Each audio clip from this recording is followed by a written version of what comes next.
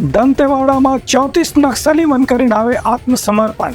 SP गौरव राय हतीनावे ये बात के जानकारी। दंतेवाड़ा जिला में नक्सल उन्मूलन अभियान के तहत लगातार नक्सली कमांडर या बड़े नक्सली मन के समर्पण के सिलसिला अभी भी जारी है। पुलिस अधीक्षक गौरव राय बताएं कि आज भी 35 माओवादी मन आत्मसमर्पण करे के इच्छा जाहिर करते हुए लोन वर्राटू अभियान से प्रभावित होकर के दंतेवाड़ा के पुलिस अधीक्षक कार्यालय में समर्पण करीन है। दंतेवाड़ा में नक्सल उन्मूलन अभियान IG Bastar Shri P Sundarraj sir, DIG Dantewada लीड commissioner Kashyap sir, DIG CRPF Shri Vikas Peteria sir के अंतर्गत नक्सल उन्मूलन अभियान चलाया जा रहा है। उसमें मैं आपको बताना चाहूंगा कि आज 5 मई को जिला पुलिस दंतेवाड़ा के समक्ष 35 माओवादियों ने समर्पण किया, जिसमें से 3 1-1 लाख के इनामी माओवादी हैं।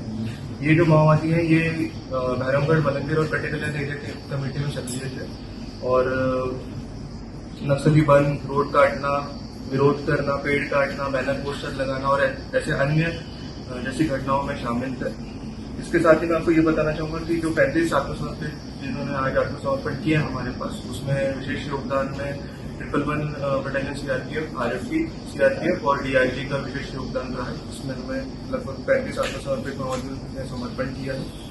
पुलिस अधीक्षक के कहना से कि आत्मसमर्पण करने वाला माओवादी मंडा राज्य सरकार के पुनर्वास योजना के तहत 25-25 हजार रुपए के प्रोत्साहन राशि दे जाही। संगे संग मंडा राज्य सरकार के कल्याणकारी योजना के फायदा भी दिलाए जाए। अभी तक के लोन वर्राटू अभियान के तहत 180 इनामी माओवादी समेत कुल 796 माओवादी मन आत्मसमर्पण करके समाज के मुख्य धारा में शामिल हो चुके हैं।